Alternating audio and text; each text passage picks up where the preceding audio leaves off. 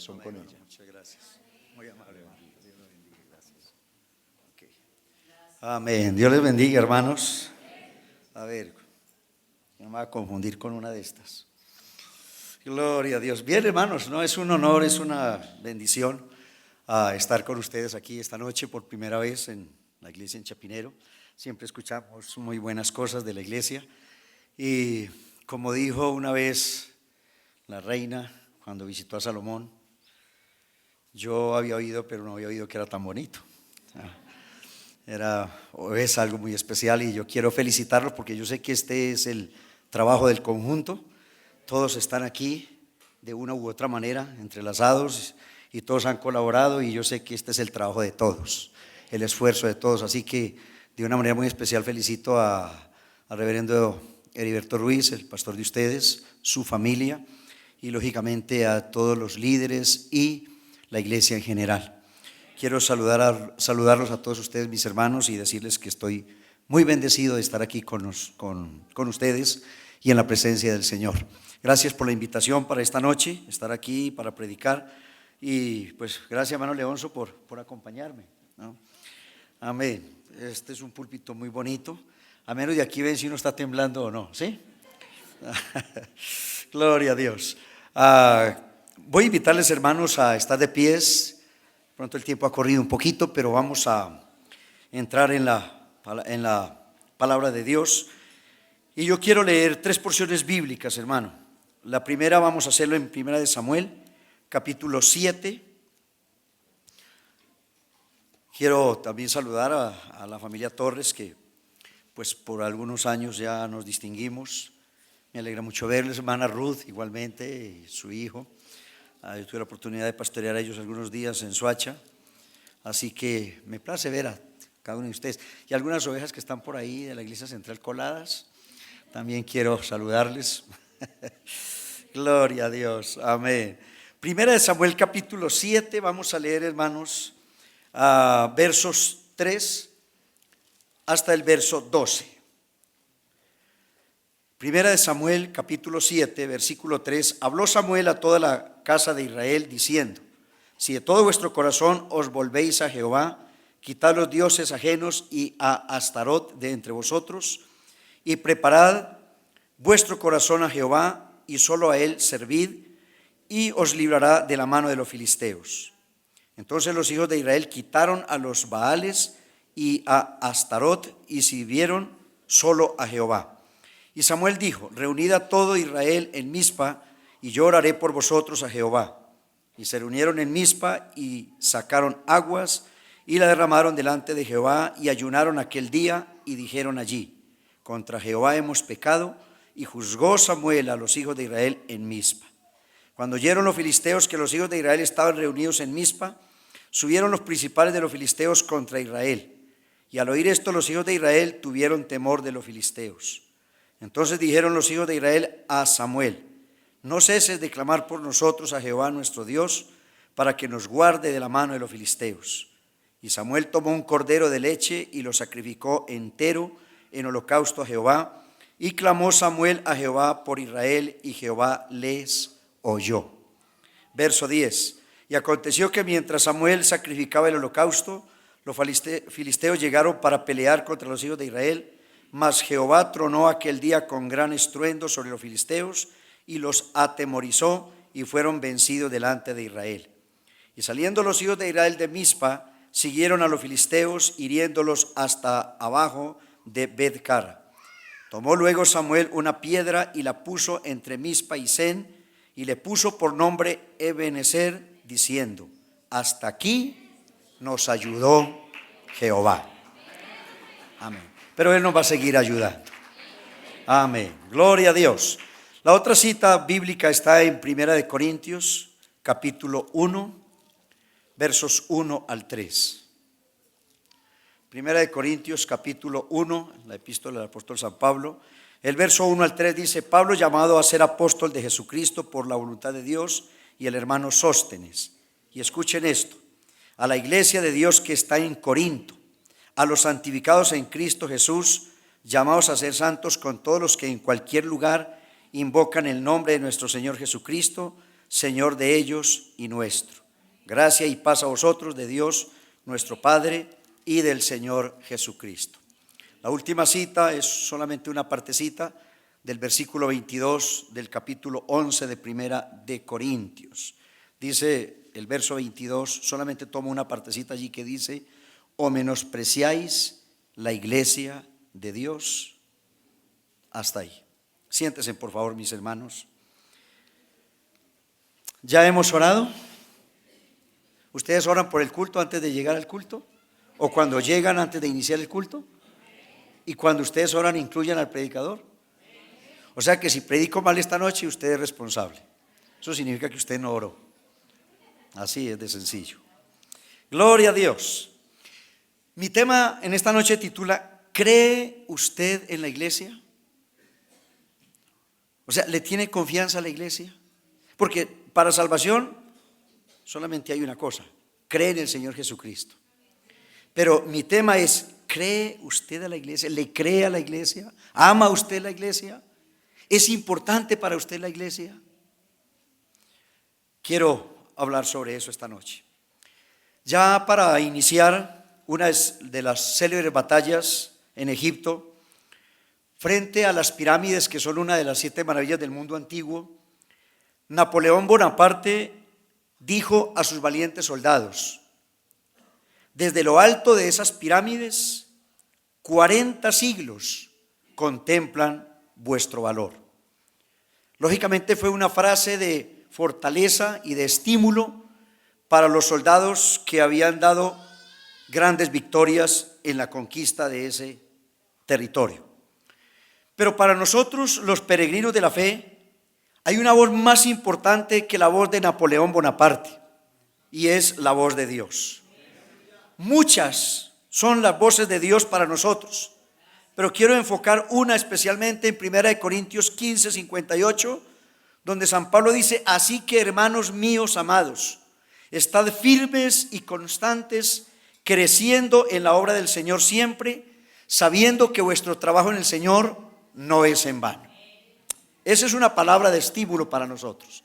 Lo que usted hace, su colaboración, sus oraciones, sus aportes, siempre tendrán su recompensa.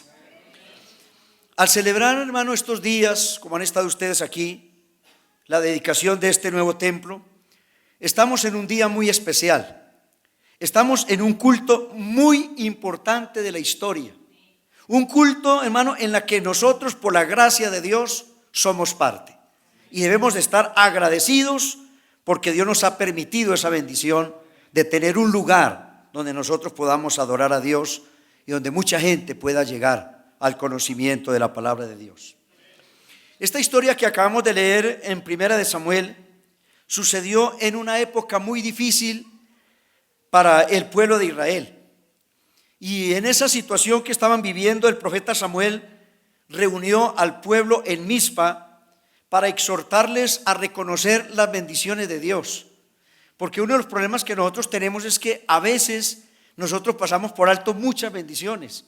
Y a veces tenemos en cuenta bendiciones grandes, una bendición económica, un viaje a Europa, es decir, las cosas grandes, un grado en la universidad. Pero hay tantas bendiciones que a veces, de una manera, por decirlo de alguna manera, son pequeñas, pero que no dejan de ser bendiciones de Dios.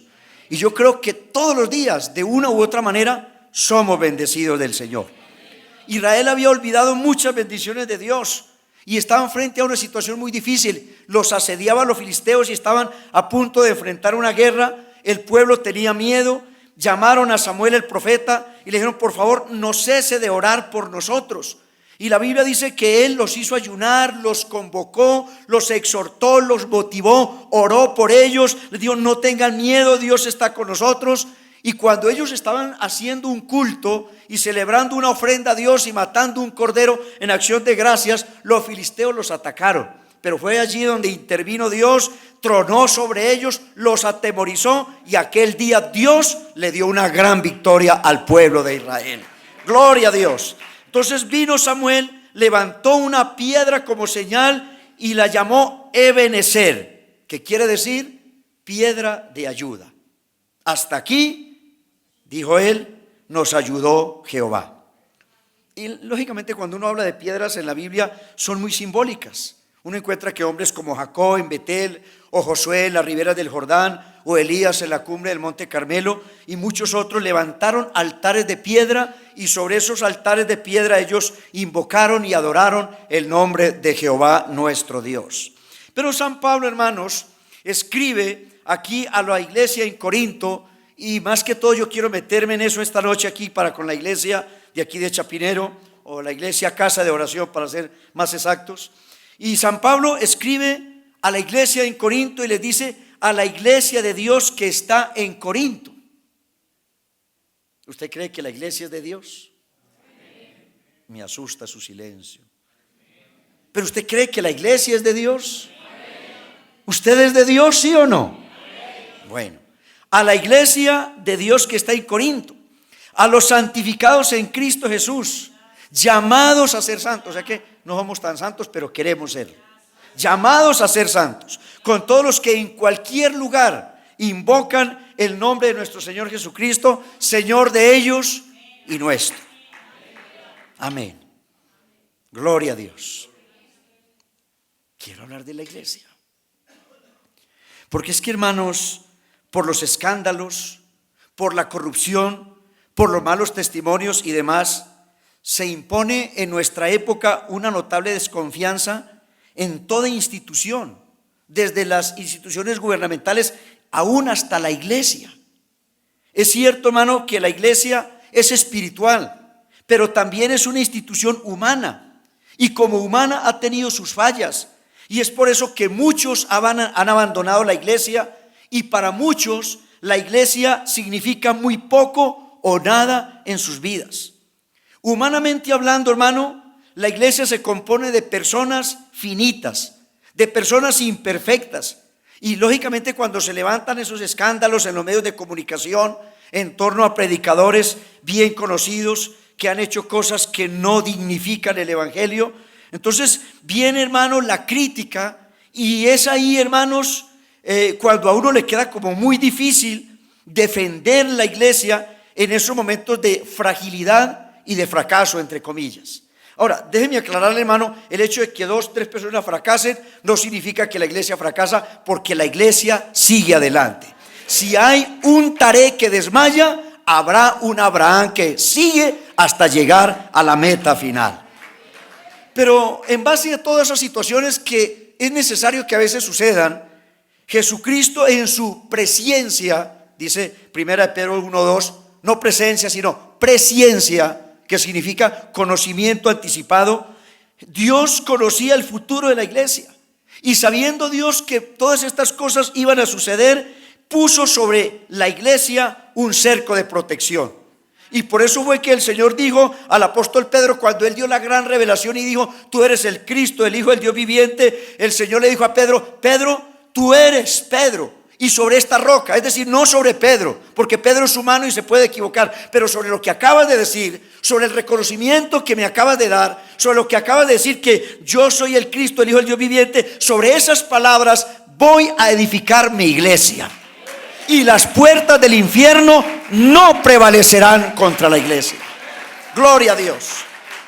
Mire, hermano, el imperio de los asirios, que fue potencia mundial del año 900 al año 600 antes de Cristo, se acabó, y del imperio de los asirios no existe sino la historia. Luego vino el imperio de los babilonios, que duró 70 años y también se acabó. Babilonia no existe. Babilonia es un pequeño montículo artificial. Y luego vinieron los imperios de los medos persas, que duraron 206 años y también son historia, no existen. Y vino el imperio griego de Carlos Magno y también existió por 300 años, pero hoy es historia. Y el imperio romano, que viene del 165 antes de Cristo hasta hoy, es un imperio en decadencia. Los imperios, con toda su fuerza, con todo su armamento, con toda su estrategia militar, han fracasado y hoy no existen. Y sin embargo la iglesia, sin armas, sin estrategias militares, guiados, guardados bajo la poderosa mano, con tanto enemigo, ha persistido y seguirá hasta el final. Porque, hermanos, si hay un pueblo que tiene enemigos, es la iglesia del Señor. No solamente el diablo que ataca los propósitos de la iglesia, que ataca nuestras familias, que ataca nuestras vidas, que ataca las iglesias, que ataca a los pastores, que ataca a los líderes. No solamente ese tremendo enemigo que se interpone entre todo lo que es de Dios y la iglesia, sino también, hermano, mucha gente que blasfema, que odia el evangelio por X o Y razón. Pero con todos los ataques del enemigo, con todos los enemigos que la iglesia tiene, la iglesia está destinada a permanecer y a triunfar. Jesús dijo: las puertas del infierno no prevalecerán contra la iglesia. Sí, hermanos, la iglesia es humana, eso es cierto. Es imperfecta también, porque la iglesia está compuesta de seres humanos que somos imperfectos. Pero yo creo firmemente en lo que dice Génesis 1:26. Cuando Dios hacía a Adán y Eva en el huerto del Edén, lo primero que Dios dijo fue: hagamos al hombre a nuestra imagen, conforme a nuestra semejanza. Y yo creo que ese versículo, hermano, todavía funciona. Yo creo que todavía Dios está haciendo al hombre. Amén. Dios dijo: hagamos al hombre en aquel tiempo. Pero todavía Dios nos está haciendo, nos está perfeccionando. Por eso, hermanos, Efesios 4:11 habla de 5 ministerios. Puso Dios, dice la Biblia textualmente, a unos profetas, a otros apóstoles, a otros evangelistas, a otros pastores y maestros, para perfección de los santos, para la obra del ministerio, para la edificación del cuerpo de Cristo. ¿Con qué propósito? San Pablo dice: a fin de presentarse la iglesia a sí mismo como una iglesia gloriosa, que no tuviese mancha ni arruga ni cosa semejante, sino que fuese santa y sin mancha. Es decir, que si aquí somos imperfectos y aquí nos equivocamos, va a llegar un día en que eso que para nosotros es imperfecto, hermano, Dios lo va a allanar con su amor, con su misericordia, con su perdón. Y un día la iglesia arriba en la voz del Cordero será una iglesia perfecta. Gloria al nombre del Señor. Pero estamos en ese proceso. Todos nacemos con la etiqueta en la frente que dice: hombre en construcción. Usted puede mirar a su hermano y decirle: hermano, tú eres proyecto, tú eres empresa. Ninguno estamos terminados y perfeccionados. Estamos en ese proceso. Repito, somos hombres en construcción. Nadie está acabado, nadie está terminado, nadie es perfecto. Somos proyecto en las manos de Dios. Y eso sí, hermano, una de las profesiones más erizadas, más complejas de la vida, es la de ser un verdadero cristiano. No es tan sencillo como algunos lo dicen. Es más fácil ser médico, ser abogado, ser arquitecto, ser juez, que ser un verdadero cristiano. Pero estamos en ese proceso y con la ayuda de Dios vamos a llegar. Eso no es como cantan los novios, beso a beso, sino como trabajan los escultores, golpe a golpe, con el cincel de la palabra y la obediencia a ella. Estamos, cada culto, cada mensaje, cada enseñanza, cada experiencia con Dios es un aporte que Dios hace en perfeccionar a los santos día a día, hasta que llegue aquel gran día cuando lo imperfecto sea perfecto, lo mortal sea vestido de inmortalidad, lo corruptible se vista de incorrupción, y seremos tal como es Él. Gloria al nombre del Señor. Gloria a Dios. El apóstol Pablo, hablando de los que cenan indignamente, en el último texto que leímos, 1 Corintios 11:22, él dijo: o menospreciáis la iglesia de Dios. Hay quienes lo hacen. Pero, hermanos, bajo ningún punto de vista debemos menospreciar la iglesia de Dios, porque la iglesia de Dios es el instrumento poderoso que Dios ha escogido para manifestarse y para salvar al mundo. Es la iglesia, es a través de la iglesia. Quienes solo viven para mirar las fallas de la iglesia, les pasa lo de un joven, hermanos, que en lugar de distanciarse para mirar la pintura plasmada en un cuadro, se acercó tanto al cuadro con una lupa que solo veía borrones. Y eso es lo que mucha gente hace: mirar de tan cerca los detalles para criticar las fallas de una iglesia, de una familia, de una persona, de un líder. Pero si nosotros miramos atrás a la distancia, podemos invitar a los enemigos a examinar la historia Y veremos, hermanos, que en estos 2000 años de existencia que tiene la iglesia le ha hecho mucho bien a la humanidad. Pregúntese, hermano, ¿cuántas iglesias hay en Bogotá? ¿Cuántos miembros nacidos de agua y del Espíritu hay en Bogotá? Y gente que en un pasado, hermano, era gente terrible. Muchos delincuentes, muchas personas con muchos problemas de carácter social y personal. Gente con muchas dificultades en su vida personal, que hoy son nuevas criaturas, que son una bendición para la sociedad, una bendición para la empresa, una bendición para la familia. El evangelio ha hecho mucho bien. Y por eso San Pablo dijo: no me avergüenzo del evangelio, porque es potencia de Dios. Se traduce potencia como dinamita. Es dinamita de Dios. Así que, hermanos, yo creo que la iglesia es la institución, si se puede llamar así, más grande que pisa esta tierra. Gloria al nombre del Señor. El Nuevo Testamento menciona más de 100 veces la palabra iglesia. Viene del griego eclesia, que quiere decir congregación de fieles. Y San Pablo aplica ese término desde 3 ángulos diferentes. Ahí en la cita que leímos, 1 Corintios capítulo 1, San Pablo dice: a la iglesia de Dios en Corinto. A la iglesia de Dios. El primer ángulo que yo quiero enfocar ahí, hermano, es que la iglesia es de Dios. Usted y yo somos de Dios. ¿No le gusta eso? Si a usted le dijera que usted es el hijo del príncipe Juan Carlos o del rey Juan Carlos de España, o si a usted le dice que usted es el hijo de Obama, pues tal vez a alguno no le importa, pero hermano, ¿cuánto significa eso? ¿Cuánta fama, cuánta imagen, cuánta plata? ¿Se sentiría orgulloso de ser el hijo de una persona importantísima? Seguramente que sí. Hermanos, somos hijos de Dios. ¿Eso no le dice nada? ¿No es Él el Rey de Reyes? ¿No es más que Obama? ¿No es más que Juan Carlos? ¿No es más que cualquier hombre grande que haya pisado esta tierra? Grande entre comillas. La iglesia es de Dios. La iglesia es un pueblo llamado por Dios.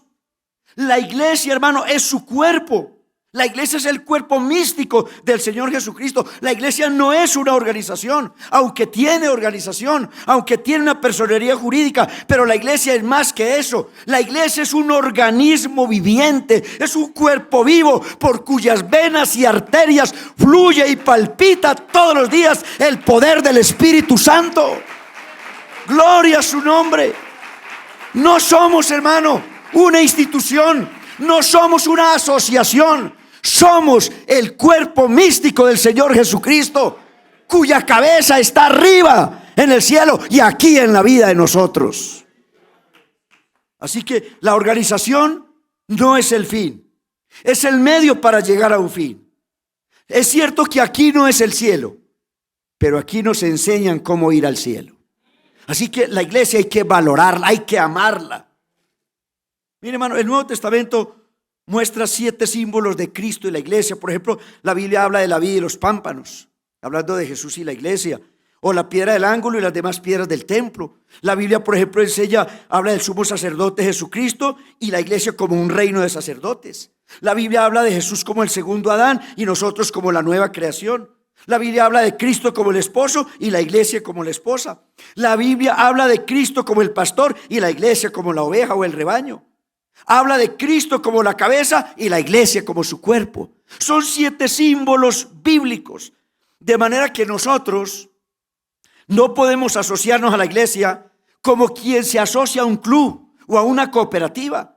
Nosotros tenemos que ser parte de su naturaleza divina. Nosotros, hermanos, cuando venimos a la iglesia, cuando nos bautizamos en el nombre de Jesucristo, cuando recibimos el Espíritu Santo y luchamos por vivir una vida cristiana, no estamos asociándonos simplemente a una religión. No, hermano, el evangelio es más que religión. El evangelio es una experiencia nueva, un encuentro nuevo con el Señor. El mundo está lleno de religiones. El mundo está lleno de montones de religiosos, pero nosotros no somos una religión. Cristo es más que eso. Él es salvación. Gloria a su nombre. Gloria a su nombre. Así como el cuerpo se compone de muchos miembros y cada miembro tiene su función, la iglesia también se compone de millones de miembros. Cada uno tiene su función en el cuerpo de Cristo. Millones de almas nacidas de nuevo del agua y del Espíritu. Así que si la iglesia es el cuerpo de Cristo, nosotros debemos de creer a la iglesia. Amén. Amén, hermanos. Yo a veces escucho personas que dicen, por ejemplo, no, hermano, yo no confío en nadie.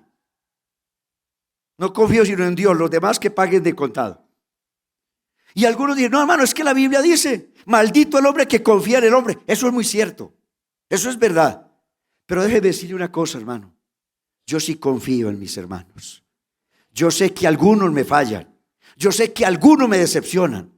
Pero hay otros que honran el evangelio. Yo quiero confiar en mis hermanos. Yo tengo que confiar en mi pastor. Yo tengo que confiar en mis líderes. Y el hecho de que alguien la embarró, de que alguien hizo lo malo, no significa que los demás no sirven. No.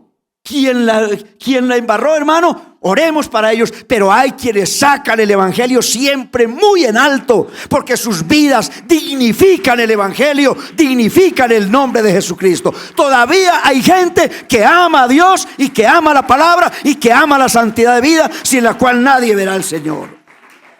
Así que la iglesia es digna de ser amada, de ser valorada. Gloria a Dios. San Pablo dijo un segundo ángulo. Dijo, los que invocan el nombre del Señor Jesucristo en cualquier lugar. Es decir, que la iglesia es una. Hay gente, por ejemplo, que piensa que hay muchas iglesias. No es que hay muchas iglesias. No, hay muchas denominaciones. Pero iglesia es una. Porque hay que hacer la diferencia entre una denominación religiosa y lo que es la iglesia. La iglesia no es una denominación religiosa. La iglesia es el cuerpo místico del Señor Jesucristo. Entonces, hermanos, no hay dos iglesias. La Biblia dice un Señor, una fe, un bautismo. Hay un cuerpo. No hay, hermano. Si hay muchas iglesias, significaría que serían muchos cuerpos.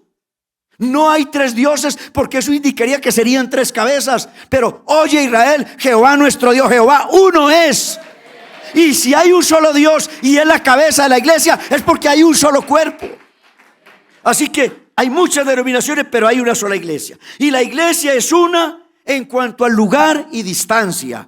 No importa los hermanos que viven en Asia, los que viven en Europa, los que viven en América, en cualquier parte de los 5 continentes del mundo, pero todos los que hemos nacido de agua y del Espíritu, que hemos entrado por la puerta, Hechos 2:38, somos parte de una sola iglesia. Gloria a Dios, gloria a Dios. La iglesia es una en cuanto a la raza o nacionalidad. Para Dios no hay excepción de persona. No importa su color, no importa su nivel social. Todos somos uno en Cristo. La iglesia es una en cuanto al tiempo se refiere. Los cristianos que murieron hace 2000 años, los que murieron en la Edad Media, la gente que existió en el año 1500, en el 1800, los que han dormido en el Señor, pero que han entrado por la puerta, que han entrado por el arrepentimiento, por el bautismo en el nombre de Jesucristo, el ser lleno del Espíritu Santo, han guardado la santidad de vida. Somos parte de una misma iglesia. Así que, hermanos, déjeme decirle que los que creemos en la doctrina fundamental para salvación, porque es que, hermano, hay quienes dicen, no, es que todo es igual. En todas partes igual, allá también cantan, allá también oran, allá también predican, allá. No todo lo que brilla es oro. Si usted va a un centro de espiritismo, hermano, en un centro de espiritismo oran y tienen la Biblia. Pero están evocando espíritu de muertos, están haciendo parte de hechicerías y cosas que la Biblia condena. Entonces no podemos decir que Dios está en un lugar como esos. Entonces, hermanos, sí que vayamos a rayar en el fanatismo, sí tenemos que ser claros en que no todo movimiento que se dice o que mencionan a Dios significa que Dios está ahí. De ahí la importancia de nosotros tener cuidado y saber entender realmente qué es la iglesia del Señor. Gloria a Dios. Gloria a Dios. todas. La iglesia, hermano, yo recuerdo hace muchos años, en el año 77, yo fui pastor en una ciudad pequeña, en un pueblo pequeño en el valle, llama el Águila Valle, y salí a hacer un culto, hermanos, ahí al parque con un grupo de hermanos, y un hombre se enojó mucho, y un hombre sacó un revólver y me amenazó con matarme, y me dijo: usted se va de aquí porque aquí detestamos los evangélicos, nosotros somos católicos, apostólicos, romanos. Entonces yo lo llamé y yo le dije: mire, señor, yo solamente quiero preguntarle una cosita, ¿usted sabe qué quiere decir católico? Me dijo: no me importa, pero yo soy católico. Y yo dije: sí, pero si usted es católico, usted tiene que saber qué quiere decir católico. ¿Sabe qué quiere decir católico? No sé, católico quiere decir universal. Usted no se enoje conmigo porque nosotros también somos católicos. Ahora, nosotros no rezamos, ni vamos a misa, ni hacemos cosas repetitivas, pero nosotros somos católicos porque nuestra iglesia es universal. Nosotros tenemos iglesia en 206 países del mundo, hoy, actualmente. Yo le digo: ¿usted sabe qué quiere decir apostólico? No, que no sé. Apostólico quiere decir el mensaje que los apóstoles predicaron, y eso es lo que nosotros estamos haciendo. Estamos bautizando a la gente en el nombre de Jesucristo. Eso lo hicieron los apóstoles. Estamos enseñándole a la gente a recibir el Espíritu Santo. Eso lo hicieron los apóstoles. La Biblia dice: hay que edificar nuestra fe sobre el fundamento de apóstoles y profetas, siendo la principal piedra del ángulo Jesucristo mismo. Somos apostólicos. Y lógicamente romanos no, porque yo soy colombiano. Y él se enfureció y me amenazaba con el arma. Y yo le decía: usted me va a pegar un tiro porque yo le estoy diciendo que usted está equivocado en su precepto. Eso no es una ofensa. Yo lo invito al culto, a buscar a Dios, lea la Biblia. Ese día salí bien librado, hermano. Tuve que sacar un folletico de ahora libertad de culto, que había una banderita y decirle el artículo tal del decreto número tal. Y ya el hombre se tranquilizó un poquito y por ende yo me tranquilicé otro poquito. Pero, hermanos, déjenme decirles que nosotros como iglesia del Señor tenemos un privilegio muy grande. La iglesia no es de los gringos, y no lo estoy diciendo despectivamente porque amamos la obra misionera. Pero hay quienes piensan: no, esto es una cosa que trajeron los gringos de por allá, esto es una cosa aquí, esto es un negocio, esto es por aquí. No, la iglesia no la trajeron los americanos. La iglesia no nació en Estados Unidos, la iglesia no nació en Roma, la iglesia nació en Jerusalén el día de Pentecostés. La iglesia, hermanos, no fue fundada por ningún americano. La iglesia fue fundada por un judío, y el mayor de todos los judíos, el más triunfante, el hombre que caminó 33 años en esta tierra con turbante en la cabeza y sandalias de viajero, el hombre que terminó su jornada en la cruz del Calvario, pero que no se quedó ahí, que no se quedó enterrado, el que resucitó el tercer día y le dio vida a esta iglesia, la ha sostenido y la va a levantar un día. Esta iglesia es de origen divino. Esta iglesia es de Dios. Dele gracias por ser parte de la iglesia de Dios. Gloria a su nombre. La gente siempre dice: los evangélicos. No somos evangélicos. Somos el pueblo de Dios. Somos la iglesia del Dios viviente. Gloria a Dios. Gloria a Dios. A diciembre del año 2014, la Iglesia Pentecostal Unida Internacional está establecida en 206 países del mundo. Hay 886 misioneros alrededor del mundo. Hay 41.884 iglesias. Igual número de predicadores. Hay 2.293 iglesias fueron establecidas en el año 2014. 129.664 fueron bautizados en el nombre de Jesucristo. 123.480 personas recibieron el Espíritu Santo con la evidencia de hablar en otras lenguas. Son datos de nuestra iglesia. ¿Es o no la iglesia de Dios? Vale la pena ser miembro de la iglesia maravillosa de Dios. Eso sí, hermanos, a pesar de las fallas tan humanas de la iglesia, pero hay que dejar las pequeñeces a un lado. Hay que alzar los ojos y sentirnos no solamente orgullosos en el buen sentido de la palabra, sino también felices y agradecidos de ser parte de la iglesia comprada a precio de sangre en la cruz del Calvario. Gloria a Dios. Para quienes ven el futuro con gafas negras, déjeme decirle, hermano, que la iglesia es la institución, repito, si se puede llamar así, más importante en el mundo. Más importante en el mundo. Y por eso yo le pregunto, ¿cree usted en la iglesia? ¿Ama usted su iglesia? ¿Ora por su iglesia? ¿Aporta para su iglesia? ¿Se siente feliz en la iglesia? ¿Quiere traer a otros a la iglesia? ¿Quiere que ellos disfruten de las bendiciones que usted disfruta desde el día en que usted entregó su vida al Señor? Ojalá que sí.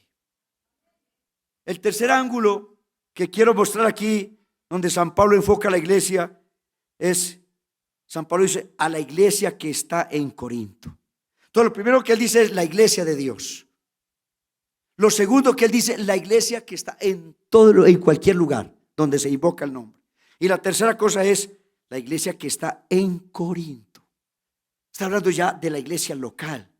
Porque, hermano, nosotros nos alegramos cuando hablamos de la iglesia universalmente como el cuerpo de Cristo. Cuando la analizamos y la vemos así a nivel mundial, nos sentimos bendecidos. Pero yo pienso y yo creo igual cuando estoy, hermano, en la iglesia local, en la iglesia que yo ministro, frente a personas humanas y débiles como yo. Cuando yo estoy frente a una congregación pequeña, una congregación llena de hermanos humanos, de hermanos con virtudes y defectos como los tengo yo. Porque es que, hermano, una cosa es dar una conferencia a la familia y otra muy distinta es convivir con la familia que tiene defectos. Yo puedo pararme aquí y predicar, hermano, y mostrar qué es una familia, qué es una pareja, cómo es el convivir de un matrimonio, de una familia. Pero una cosa es yo enseñar la teoría y otra cosa es yo mi propia vida allá en mi casa. Cuando de pronto tengo hijos rebeldes o desobedientes, o cuando tengo personas dentro de la familia que son difíciles de soportar, de sobrellevar. Nunca olvidemos, hermano, que los santos también sudan, también se equivocan. Así que, hermanos, esta carta fue escrita a la iglesia en Corinto. Y Corinto era una ciudad llena de maldad y pornografía. Y lo tremendo, hermanos, es que la Biblia, cuando usted lee el capítulo 1 de Primera de Corintios, usted encuentra que la iglesia de Corinto era la iglesia que tenía todos los dones, los 9 dones del Espíritu Santo. Y uno dice, teniendo los dones, ¿por qué era la iglesia con más problemas?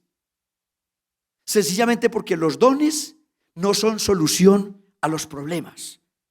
Y mire, hermanos, una de las iglesias más erizadas de problemas era la iglesia en Corinto. Usted lee por ejemplo, capítulo 1. En capítulo 1 de Primera de Corintios, la iglesia de Corinto tenía divisiones. Y San Pablo escribe y le dice, ustedes siendo iglesia, ¿por qué actúan tan carnalmente? ¿Por qué hay divisiones entre ustedes? Porque el uno decía, yo soy de Pablo. El otro decía, yo soy de Apolos. El otro decía, yo soy de Cefas o de Pedro. Y los otros decían, no, yo soy de Cristo. Gloria a Dios. ¿De quién es usted? ¿Seguro? Tal vez va a arrepentirse de haber dicho eso. La iglesia en Corinto era una iglesia grande, pero dividida.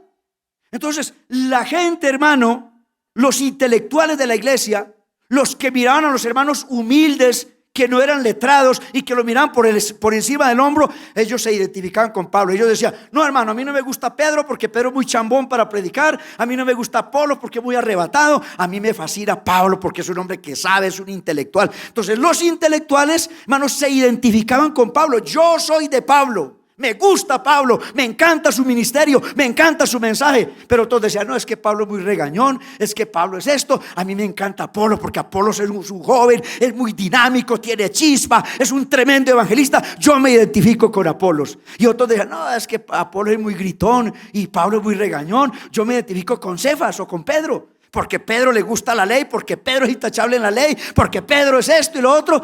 Y algunos dicen, no, pero es que Pedro es muy burdo para hablar. No me convence. Y otros dijeron, no, a mí no, ni de Pablo, ni de Apolos, yo soy de Cristo. Amén. ¿Y sabe quiénes son los que dicen yo soy de Cristo? Los que no se someten al pastor. Son los que dicen, hermano, yo no necesito que me controlen, que me llamen la atención, que me reprendan, que me disciplinan, porque Jehová es mi pastor y nada me faltará. Amén. De hecho, hermano, hay lugares de predicación, hay denominaciones religiosas donde no aceptan el pastor y hablan contra el pastor. Dicen que la iglesia no debe de haber pastores, pero eso va contra la Biblia, porque la Biblia dice, Dios puso a unos apóstoles, a otros evangelistas, a otros pastores y maestros. El pastorado es un ministerio puesto por Dios. Gloria a Dios, gloria a Dios. Cuando hay un hermano que no me quiere, yo le digo, hermano, yo lo lamento que usted no me quiera, pero yo no estoy aquí por un capricho personal. Dios me puso aquí. Tal vez yo no lo merezco, tal vez no soy la persona indicada, pero Dios me dio el privilegio de estar aquí. Y eso hay que respetarlo. Gloria a Dios. Yo soy de Cristo, decían algunos. Pero ten cuidado, porque Dios puso un pastor. Y la Biblia dice, obedeced a vuestros pastores, porque ellos velan por vuestras almas, como quienes han de dar cuenta a Dios, para que no lo hagan quejándose. Gloria a Dios. Usted lee, hermano, el capítulo 2 y usted encuentra, hermano, otra falla. Capítulo 4, perdón. Usted encuentra otra falla en la iglesia de Corinto. Había mucha crítica destructiva, mucho chisme ahí. Y San Pablo está tratando de corregir eso. Lee el capítulo 5 y había un problema de inmoralidad ahí, un pecado de incesto. Usted lee el capítulo 6 y había problemas de carácter judicial. Habían hermanos demandándose allá en las comisarías. Y San Pablo dice, osa alguno de vosotros cuando tiene pleito con su hermano ir delante de las autoridades y no delante de Dios. Entonces mire, hermano, lee el capítulo 7 y habían litigios conyugales. San Pablo está tratando de corregir los problemas del matrimonio. Usted lee el capítulo 8 y habían hermanos contaminados con ídolos. Usted lee el capítulo 9 y habían hermanos irrespetando a sus líderes, hasta que San Pablo los regaña y Pablo dice, si para algunos no soy apóstol, para vosotros ciertamente lo soy, porque el sello de mi apostolado sois vosotros, mis hermanos. Y Pablo está defendiendo los derechos de apóstol. Usted lee, hermano, el capítulo 10 y usted encuentra pecados de idolatría. Lee el capítulo 11 y encuentra abusos en la cena del Señor. Y uno dice, pero una iglesia con todos los dones, y mire todas estas fallas que tiene, ¿es iglesia? Seguro que algunos de nosotros no lo consideraríamos así. Pero Pablo escribe y dice, a la iglesia de Dios que está en Corinto. Hermano, la gracia de Dios no es una licencia para pecar. Me explico, no significa que, bueno, como el hermano Jorge dijo aquí que la iglesia de Corinto era muy mundana y tenía muchos problemas, y sin embargo Dios la llamó iglesia y Dios la amaba y Dios la bendecía, entonces comamos y veamos que mañana moriremos, entonces hagamos nosotros también lo malo. No, hermano, repito, la gracia de Dios no es una licencia para pecar, pero lo que yo quiero estimular su fe en esta noche es para decirle que a pesar de nuestros defectos, a pesar de nuestros problemas, a pesar de nuestras deficiencias, a pesar de las cosas negativas de nuestra vida, Dios nos ama y nos reconoce como su iglesia, como su cuerpo, como sus hijos, como sus sacerdotes. Y eso ya es un privilegio que no merecemos, pero que tenemos.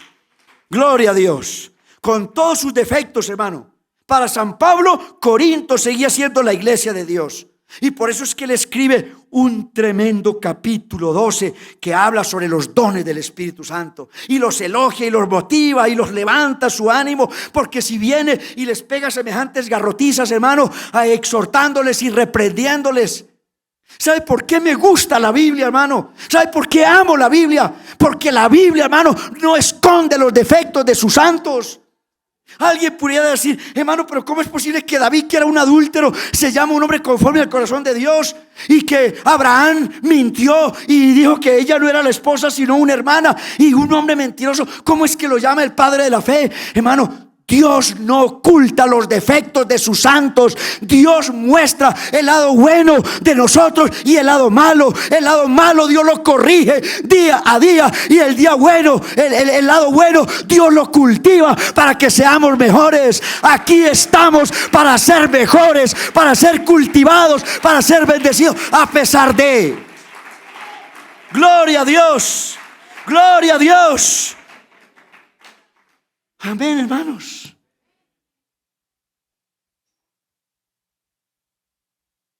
Si Dios no fuera tan perfecto, le aseguro que tal vez la Biblia mostraría todas las cosas buenas de sus héroes, de los profetas, de los patriarcas, y ocultaría todas las cosas malas, los defectos, mostraría solo las cosas buenas. Pero la Biblia es un libro sin tapujos. Y cuando la gente de Dios se ha equivocado, ha tenido que pagar por sus consecuencias. Y ha pagado muy en alto, muy caro. Pero con Dios siempre hay una segunda oportunidad. Con Dios siempre hay una segunda oportunidad. Por eso, con todo lo que San Pablo le dice a Corinto, él en el capítulo 12 les escribe, hermanos, sobre los dones del Espíritu Santo. Escribe, hermano, el capítulo 13, donde habla de la poesía maravillosa de lo que es el amor. Y termina en el capítulo 14, cómo manejar el hablar en otras lenguas. O sea que no todo era malo, habían cosas muy buenas también. Y escribe el capítulo 15, hablando de la maravillosa resurrección del Señor. Porque la resurrección del Señor Jesucristo, hermano, es el tuétano de nuestra fe. Es el mensaje de los predicadores en el púlpito, hermano. Si Jesús no resucitó, vana es nuestra fe, vana es la predicación. Si Él no resucitó, estamos perdiendo el tiempo. Si Él no resucitó, usted perdió su plata en esta construcción, usted perdió su fe y el tiempo en la iglesia. Pero hermanos queridos, gracias a que Él resucitó, nosotros tenemos garantía de resucitar y de ser salvos. Capítulo 15 de Corintios es el mensaje más maravilloso, que habla de que nuestro Dios está vivo. La gente se prepara ahora en Semana Santa para enterrar al Señor. Y lo van a enterrar allá 3 días, hermano. Y la gente va a llorar frente a una pantalla de televisión viendo una película y un artista allá, a Mel Gibson allá, hablando de la crucifixión y de todo eso.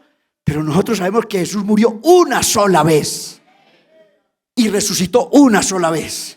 Y que Él no nace cada año en diciembre y no muere en marzo, hermano. Él nació una sola vez. Él pasó por esta tierra una sola vez. Él hizo milagros y fue al Calvario una sola vez. Él resucitó una sola vez. Hoy está glorioso, está triunfante. Él es rey de reyes, señor de señores. Él está aquí en esta noche para bendecir y fortalecer la fe de la iglesia aquí en Chapinero. Gloria a Dios. ¿Cree usted en la iglesia? ¿Ama a su iglesia? Porque, hermano, Jesús fue muy constante en el templo. Hay quienes dicen: no hay que ir al culto, eso por ahí una vez al mes es suficiente. No es cierto. Jesús fue un cristiano muy asiduo en el templo. Uno ve que a Jesús, a los 8 días de nacido, lo llevaron al templo. No para bautizarlo, sino para ser presentado al Señor. Cuando tenía 12 años, se estuvo 3 días en el templo, hermano, dialogando con los doctores de la ley. Y todos quedaban admirados con su doctrina. Gloria a Dios. Es más, uno lee el capítulo 16 de San Lucas y uno ve a Jesús, que fue a un culto como nosotros aquí. Y el pastor lo llamó. Oiga, si Jesús estuviera aquí literal, físicamente, le acuerdo que yo no predicaría. Porque, hermano, yo sé que Él está aquí en espíritu. Pero verlo físicamente, que Él me clave sus ojos y me mire, yo le digo: Señor, predique usted, yo quiero escucharlo. Jesús estaba ese día en el culto. Dice textualmente: le dieron el pergamino. Jesús lo abrió y empezó a leer: el Espíritu del Señor está sobre mí, por cuanto me ha ungido Dios para dar buenas nuevas a los pobres, para dar vista a los ciegos, para predicar el año agradable del Señor, para liberar a los cautivos. Y la Biblia dice, enrollando el libro, porque en ese tiempo no venía ni en tablet, ni en celular la Biblia, ni estaba así encuadernada, eran rollos, eran pergaminos. Enrollando el pergamino, lo entregó al ministro y se sentó, y los ojos de todo el pueblo estaban puestos en él. Porque es que aquí no venimos, hermano, a ver la corbata fulano ni los zapatos que trae la hermana. Aquí el personaje central es el Señor Jesucristo. Aquí venimos a adorar a Él, a rendirle culto a Él, a rendirle alabanza a Él. Gloria a Dios. Aquí no se viene a mirar a las muchachas. Yo, muchachos, mírenlas después del culto. Pero al culto venimos a adorar a Dios. Él es el personaje central. ¿Estamos o no de acuerdo? Así que, hermano, Jesús era muy asiduo. Dice que Él en el templo sanó ciegos, sanó enfermos. Y un día Jesús vio que la gente salió del culto tan aburrida y tan harta, y tal vez deseando que el predicador termine, porque ya quiero irme para la casa a dormir a las 9 y ya voy a terminar. Y la gente estaba así, como algunos de ustedes, cansados, esperando que yo termine. Y la gente salió cansada del culto. Algunos salieron hartos del culto. Y Jesús se paró en la puerta y les dijo: si alguno tiene sed, venga a mí y beba. El que cree en mí, no como dice fulano, sutano o tal organización. El que cree en mí, como dice la Escritura, de su interior correrán ríos de agua viva. Es decir, que el que busca a Dios, el que viene a la iglesia con pasión para adorar a Dios, hermano, no sale vacío, no sale muerto, no sale enfermo, sale como ríos de agua viva, sale con bendición, sale feliz, sale agradecido, sale satisfecho, sale con el deseo de continuar el camino. Así que la iglesia hay que valorarla, porque la iglesia es el sitio ideal para hablar con Dios. Si hay un lugar donde se ora, bueno, es en la iglesia. Aquí no hay interrupción del televisor, ni del internet, ni que el niño gritó y que la mascota chilló. No, hermano, en la casa de Dios es el lugar ideal para orar. En la casa de Dios es el lugar ideal para tener un descanso espiritual. ¿Sí o no? No, y no solamente un descanso espiritual, también un descanso físico. ¿No es que hay algunos que hasta se duermen en el culto? Se relajan. O sea que uno descansa, no solamente espiritual, sino físicamente.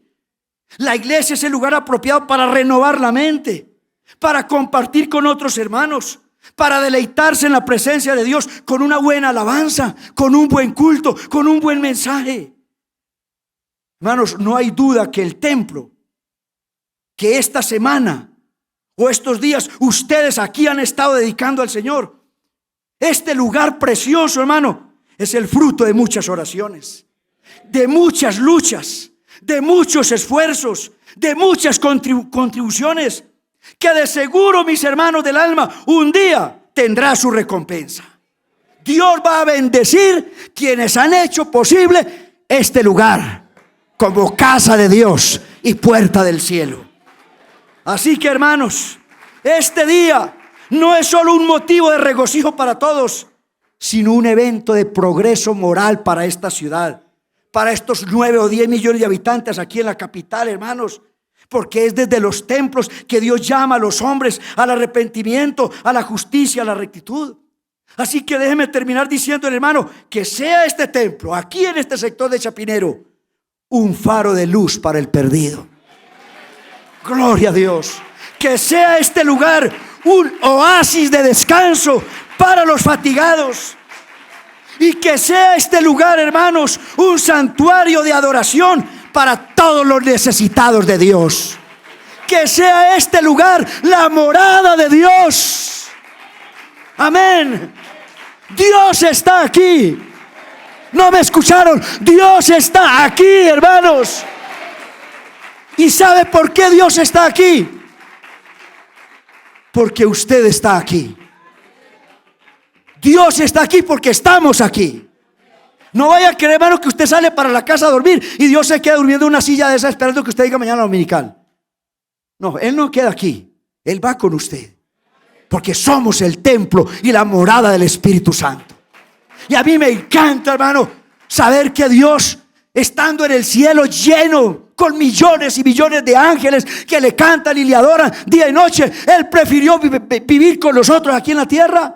Y por eso cuando creó a Adán y Eva, la Biblia dice que Él se paseaba al aire libre del día en el huerto del Edén. Es decir, Él dijo, hay ángeles que me cantan y me adoran y me respetan, pero yo quiero vivir aquí en la tierra con el hombre. Yo lo crié a Él para gloria mía. Yo lo crié a Él a mi imagen, a mi semejanza. Yo quiero compartir con Él. Y por eso Dios estuvo ahí. Y más tarde, hermano, cuando la gente creció y hay mucha población, Israel estuvo por el desierto comiendo polvo por 40 años. Dios prefirió, hermanos, comer polvo en el desierto con tal de estar en medio de sus 12 tribus en todo el desierto por 40 años. Y Dios, hermano, cuando David levantó el templo y Salomón lo inauguró, Dios dijo, este es el lugar donde yo me presentaré y los voy a bendecir. Y si el cielo se cierra y no hay lluvia, pero ustedes se arrepienten y oran, yo abriré la ventana de los cielos y yo bendeciré, y habrá fruto en la tierra con la oración de ustedes aquí en mi templo. Pero Dios llegó el momento cuando dijo, no voy a vivir más ni en el huerto del Edén, no voy a vivir más en el tabernáculo del desierto, ni tampoco en el templo que Salomón ha inaugurado, que ha hecho. Voy a vivir en otro templo, mejor que el de Salomón, mejor que el tabernáculo del desierto. Y ese templo se llama la iglesia. Dios vive en cada uno de nosotros. Hermano, la iglesia no son esas sillas, ni estas paredes, ni esto mobiliario, hermano. Usted y yo somos la iglesia, el templo y la morada del Espíritu Santo. Amemos la iglesia, valoremos la iglesia, oremos por la iglesia y permanezcamos en la iglesia. Que Dios los bendiga, mis hermanos. Un aplauso para el Señor de esta iglesia. Un aplauso al dueño de esta iglesia. ¿Alguien quiere levantar las manos y adorar al Rey en esta noche? ¿Alguien quiere darle honor al dueño de esta iglesia? ¿Hay alguien que quiere levantar las manos? Amén. Vamos, hermano, levántelas. Vamos, abre sus labios. Adórele. Dígale algo bonito al Señor. Como cuando usted está enamorado y busca las mejores palabras y busca los mejores elogios para la persona que ama. Hermano, si ama a Dios, dele adoración. Dígale, Dios, yo te amo. Señor, yo te reconozco, yo te agradezco. Tú eres lo mejor que me ha pasado en la vida. Dígale algo, hermano. Somos la iglesia con vida. Aquí no estamos para que una sola persona dirija una oración, sino para que todos levanten su voz y adoremos al Rey, porque todos somos iglesia. Levante sus manos y adore al Rey. Adórelo, hermano, adórelo. Suelte el perfume, hermano, el perfume de adoración. Suelte el perfume de alabanza en esta noche. Gracias, gracias.